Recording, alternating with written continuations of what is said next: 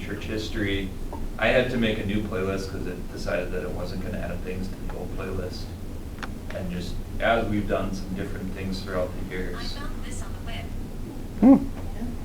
We did. Push We the actually, button with my hand, sorry. we actually did find that. What did she find? Okay.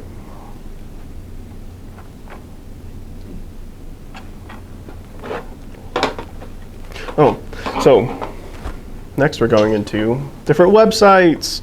Yay!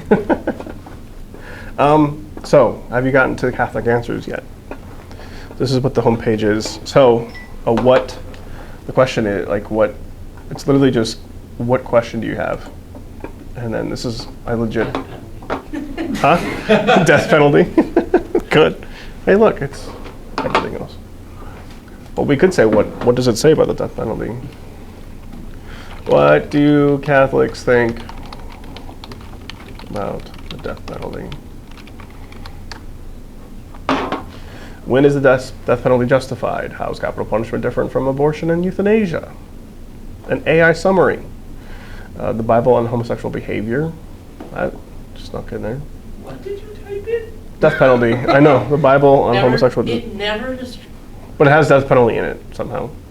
The Bible never prescribes the death penalty for violence, so I don't know. Maybe because in some places they kill people for it? I'm not sure what's going on there. Understanding the Catechism revision on death penalty, because that was just revised not too long ago. Pope Francis made a different, made a revision. He did make it clear. Catholic case for death penalty or capital punishment. But yeah, then it's going to be sometimes it's like you can listen to it, because sometimes it's just actually somebody who called in on the show and like it's them live answering the question.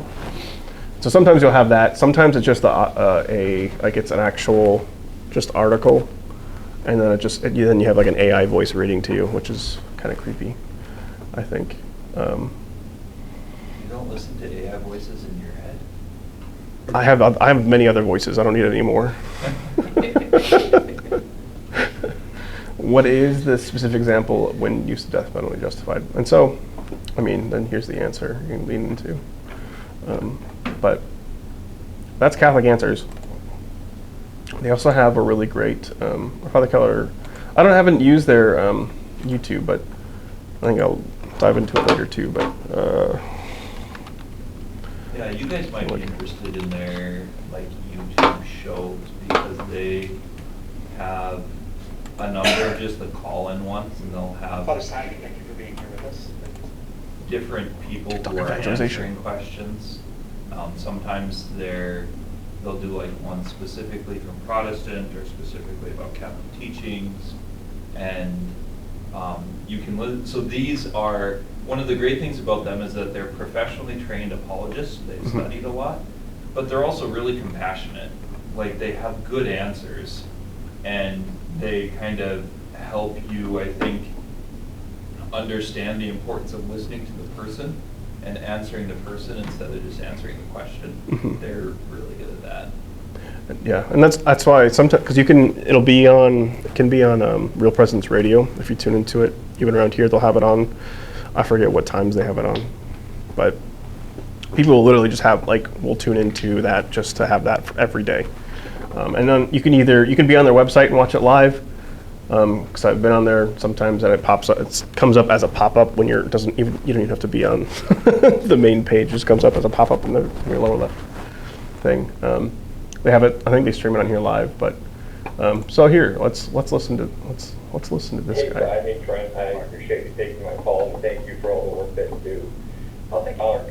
So my question was, we know from the book of Hebrews that Jesus has entered the heavenly sanctuary to offer sacrifice to the Father, the same sacrifice at Calvary, and the same sacrifice represented at Mass. So it seems like the Eucharist on earth is impossible if Jesus is not actually doing this in heaven. But why is it necessary or fitting for him to continue offering himself to begin with? Well, it's fitting because he will always be the Passover lamb. He will not always be crucified, of course. That happen once. He will not always be the subject of a bloody sacrifice that was completed in the past when he died to atone for the sins of the world. But Christ still remains our Paschal Lamb. Through him that we receive eternal life by receiving him, just as the Israelites in the Old Testament received the Passover lamb after the lamb was slaughtered, so that death would pass over the homes. They consumed the lamb. The same is true for those who believe in the new Paschal Lamb in Jesus Christ, and Catholics understand that with the Eucharist. And so it's important to see that Christ's body is still offered in an unbloody way under the form of bread and wine, and that it's offered in a way for us to be able to partake. That's why priests are the only ones who can offer this. They stand in the person of Christ. And I know many people will say, well, I thought it was just one sacrifice. Right, there's one bloody sacrifice on the cross that is then represented to the Father, that Christ is always lives to make intercession for us. But how does Christ intercede for us? Well, he presents himself to the Father.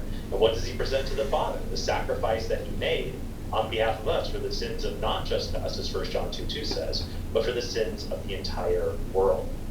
And so in doing this, priests allow us to always be able to partake of this sacrifice, to be able to partake of Christ, who is the new Paschal Lamb, so that death will pass over us. And this is important because while there is one sacrifice that happened in the past, its effects have to be applied to us now. And we see this in the letter to the Hebrews, for example. In Hebrews chapter 10, verse 26, it says, if we sin deliberately after receiving the knowledge of the truth, there no longer remains a sacrifice for sins, but a fearful prospect of judgment. So thank you so much for calling in. I hope that's helpful. I definitely encourage anyone else if they have questions about the Mass or the Eucharist, go and check out a lot of the resources we have at Catholic.com. Okay. It's a quick little snippet of what they do online, on live. Sometimes I'll have it on if I'm traveling. Honestly, it's been years since I've listened to the radio.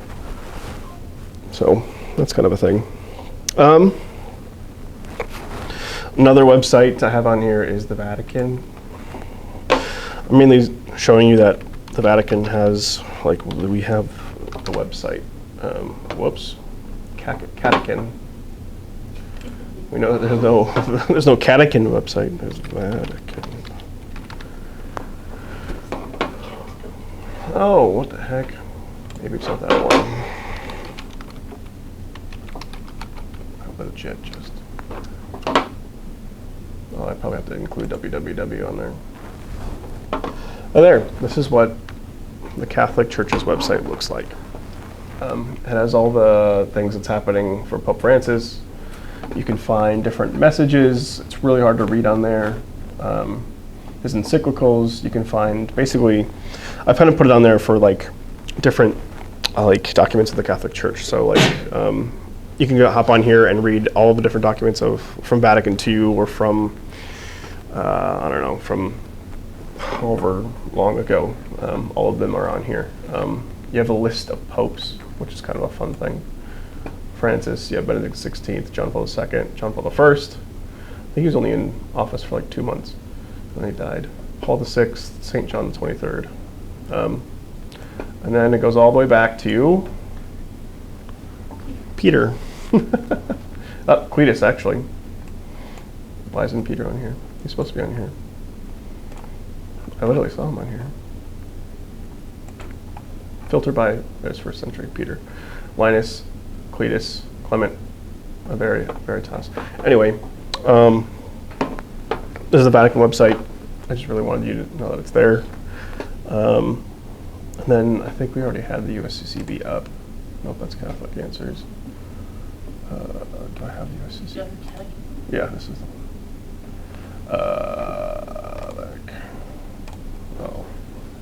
Just got to zoom again.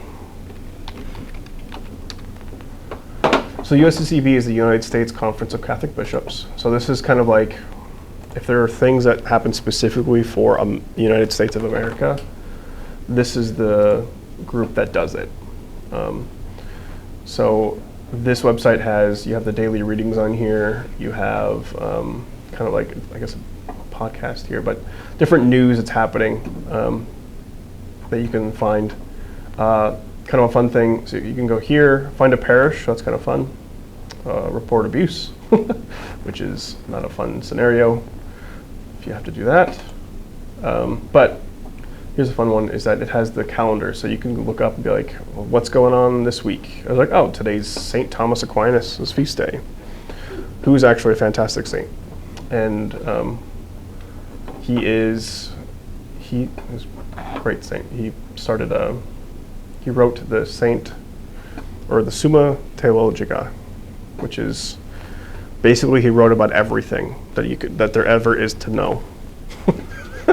He kind of did. He kind of goes through and uses a Socratic method. So he poses a question, and then he gives objectives or objections to those questions or to the topic, and then he'll answer it as in the truth. What's the truth going to be for it? Goes through in very systematic writing. Kind of a fun thing. What else is in here that I want to show you? I think that's about it. You have resources, things you can connect with. If you wanted to go look at movie reviews, they kind of do an official movie review. Being like, okay, what's happening in the movie? Is this a good movie that I can go to, or I can go take my kids to, or what should I expect? That kind of stuff. OSV, actually, that's another one that Father Keller said was a good one. OSV, but.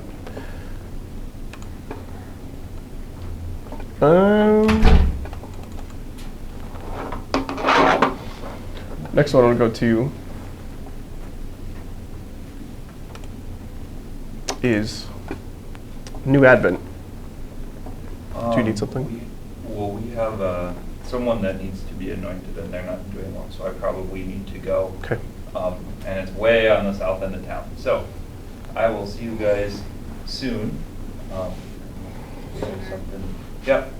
And then, I think like Corey said, just part of it tonight is to help you guys realize we have like millions of topics we would love to cover, but you probably don't want to come a million times.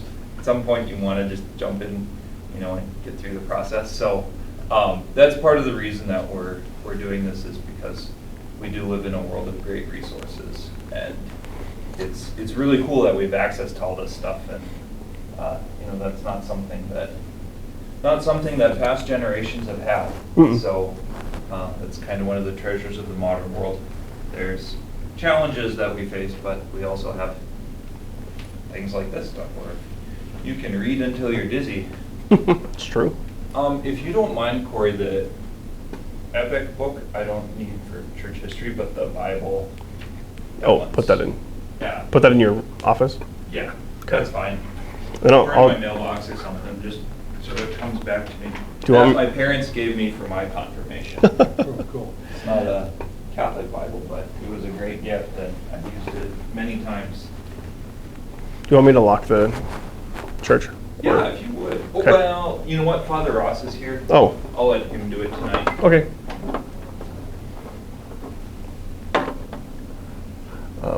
Okay, so New Advent, it's very generic, not generic, but it's very it has a lot of information on it.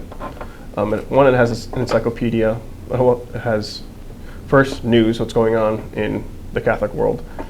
So if things are going, if you want to find the latest tea on the Catholic Church, here you go. It's got I use most of this for encyclopedia, so you can legit look up any term or thing in the Catholic Church, and this will have your official description of it and all these things. So it has the Summa on here, what St. Thomas Aquinas made or wrote. So it's like what's man's last end, human acts, passions, all these things. We can dive into it. It has the church fathers on here, so it has all the writings of different church fathers. So if you want to, so it's St. Ambrose's writings, St. Alexandra. It has a load of information on here. It has a Bible, has a library, but it's a very useful website. I don't have it on the list, but New Advent, it's what it's called if you want to use it.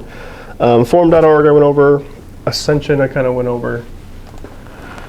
Well, with Ascension, Ignatius, and Tan, those are all, the reason why I couldn't put on here is because of they're all Catholic publishers. So Ascension is a publisher, but it also has a bunch of other information. Like, so Father Mike Schmitz is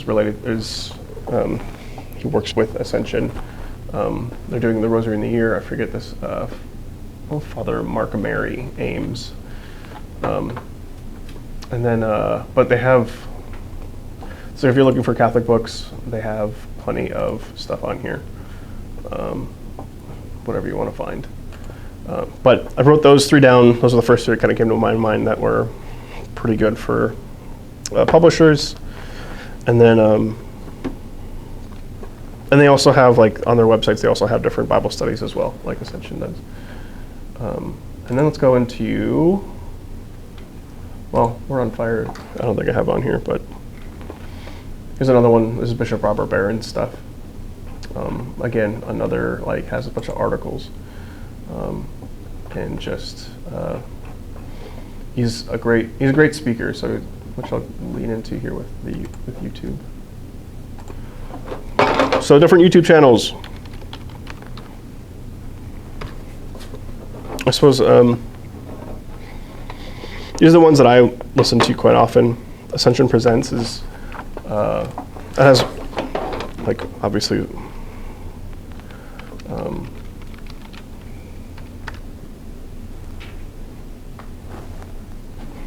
so they post every week. They post questions or have specific little 10-minute talks. Confession is humility. And I used to just eat these up all the time. So it's like Stoicism for Catholics, humility equals confidence. It just has just these different topics. Holy and doesn't mean perfect. If you want to listen to anything that's actually like these three. So this one, Father Mike sits down with Monsignor James Shea. He's the president of University of Mary in Bismarck. This is a very good sermon on prayer, or a very good discussion on prayer. They're just having a conversation. This one's about confession, him and Bishop Robert Barron. That one's a really good one as well. And this one's about, like, kind of inner healing and emotional healing and things like that. Sister Miriam. But those three, the reason why I highlight those three is because I watched those three, and I think I watched them 2 or 3 times each. And they're very good. But just so you know, it's here. Like I said, Catholic Answers has it. EWTN, which is the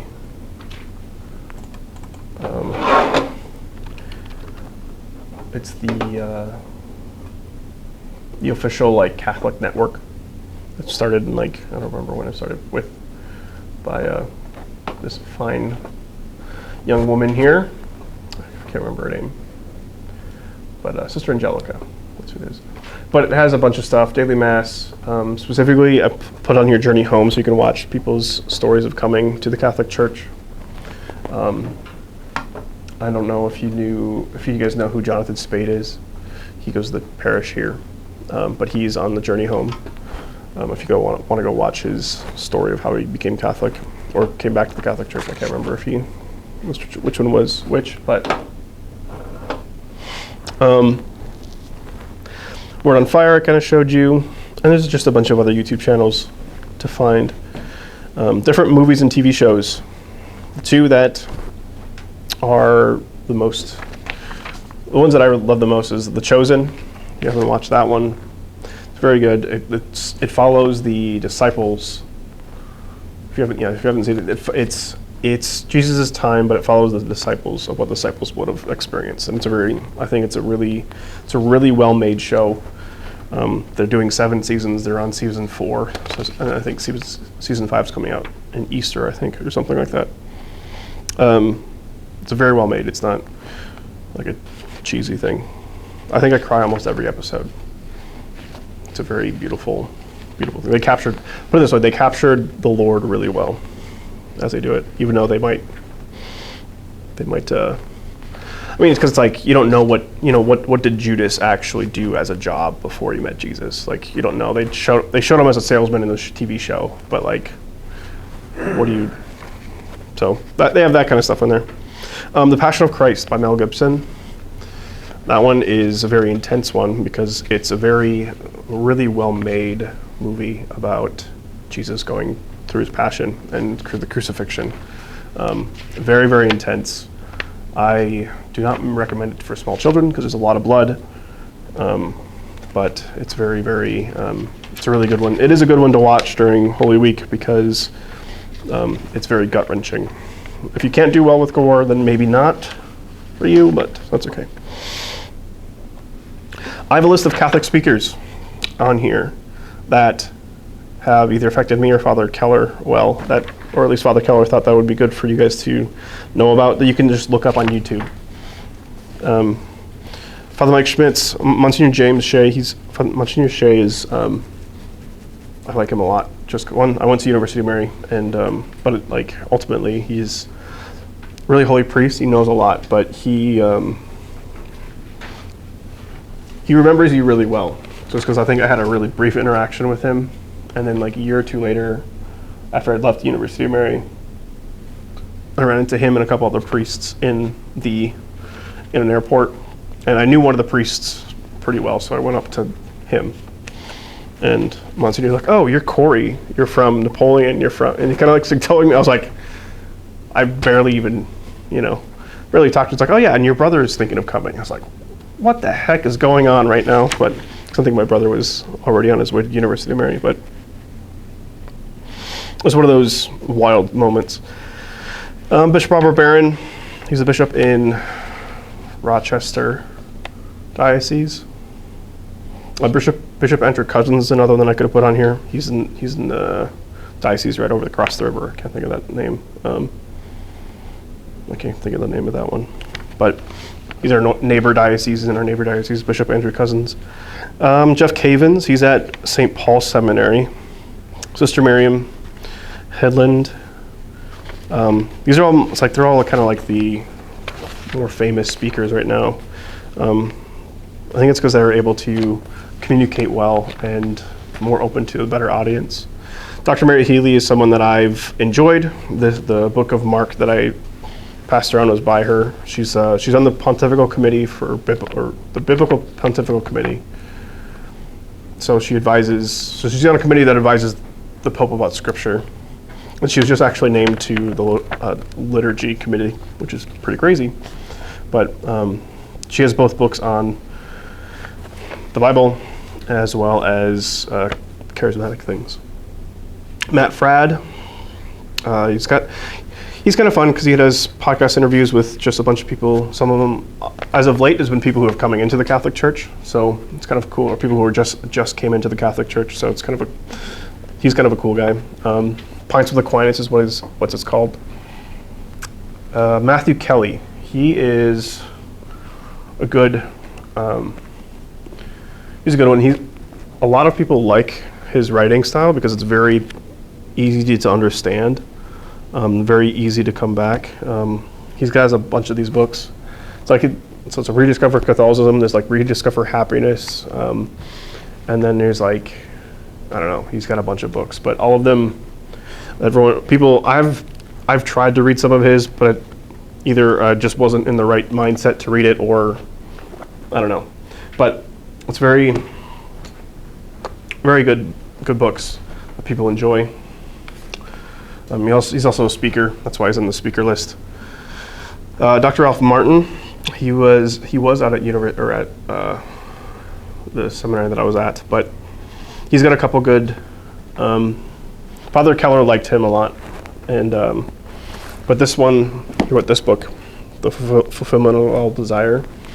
It's on the list here, but it's a really, I find it. I'm only in chapter 6, but what it is, it's just like it's about our call to holiness, and it kind of uses a bunch of different saints' writings and different ideas behind it. Very good book. Then you have Dr. Ed Shree, and then Curtis Martin, who's the Focus founder. All of them, they do really great at speaking and capturing audiences, and they are, yeah, those are those specific people. Okay, so apps. How many of you have you guys used the Hollow app yet, or the Hallow app? Yes, no, no. So the Hallow app is a really, I mean, there's a lot of parishioners that actually enjoy it. It has a lot of,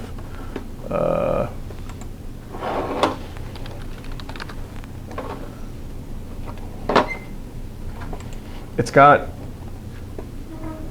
like daily, basically helps you build daily habits, and it's the free version still allows you to pray a rose, or like it'll lead you in a rosary, it'll lead you in Lectio Divina, it'll lead you in different meditations, and you can set the meditations for however long you want, so they give longer pauses in between the phrases that they say.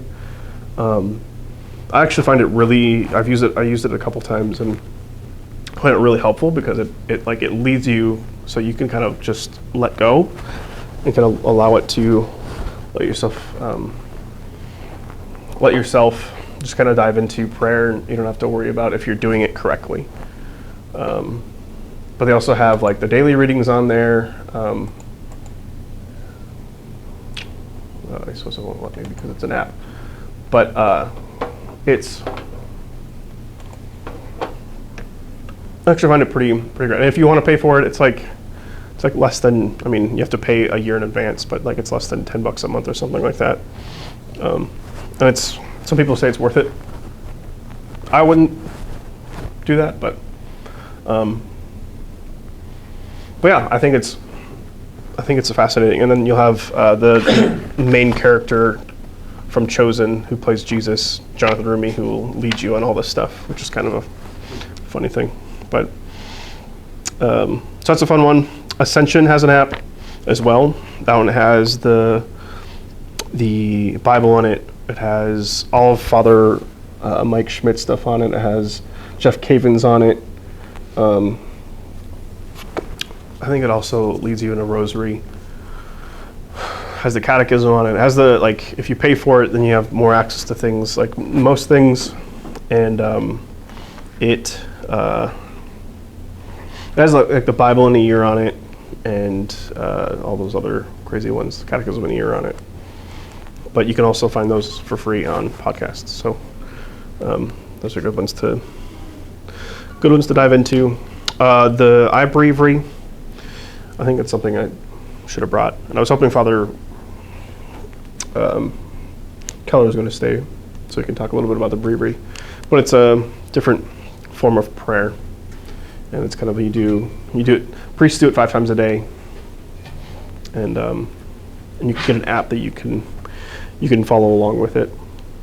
Laudate. Laudate is another app that it's mostly just has all these different types of prayer. It's like a prayer, full of, I think it also has like the Bible and things on it as well. But so it's like if you wanted to have a basic, an app that had just like the prayers so you can whip it out at any time, Laudate is a good one. The Bible app, classic. You can also pick which. It has almost all of the different translations, so you can pick the different translations on there. And then Dwell app is basically just an audio Bible app, but I think that one you have to pay for most of the time. But yeah, those are the different apps you can use. Books on prayer. Books on prayer, the ones that I love. These two, I suppose I'm the introduction to Devout Life, that one, wherever that one's at. But this one was one of the first books that I read once I met the Lord, and it solidified my, I don't know, just like it what I'm trying to say, kind of became the foundation of my prayer life, which is specifically the practicing the presence of God, which is learning to lean into God and kind of always try to have him in your mind at any moment of any day. And so it's like you learn how to practice to be with him. And so like when you're doing a menial task, especially like what he always talks about, because he was kind of like, he worked in the kitchen a lot as a brother Lawrence did, and or as a monk, and he talked about a lot about how he would contemplate God while washing dishes. And there'd be moments where, I think there's a writing somewhere where he talks about, I don't think it's in here because I don't remember it, but he talks about how the presence of God became such that I was in front of the Eucharist itself. And it was like, and he just sat there washing dishes in the kitchen. So it's one of those, I don't know, it was a really good book. I liked it because it just really established who Jesus, I don't know, really established the way I pray now. Time for God, I'm currently reading this one by Jacques Philippe. He's a very good writer, very easy to understand. I have both Time for God and Interior Freedom. When I talk to people about, I asked a couple people on the staff, or on staff, about which ones, they're like, anything by Jacques Philippe. So if you want to get into prayer and get into more praying, Jacques Philippe is a good one. Interior Freedom, I think, was his kind of bigger bestseller, because it's on all of his other books that I find. So I think that's his bestseller. So start there if you would like to. Mentioned The Fulfillment of All Desire. And then this one, The Pursuit of God, is by Tozer. He's not a Catholic. I forget what he is. But it's what he talks about, or just he's got a way of writing and a way of describing Christ that for me leaves me in such a desire just to pray more. It's just I don't understand. I don't know how to communicate it. But he's got The Pursuit of God, and then he's got another one that I haven't read yet.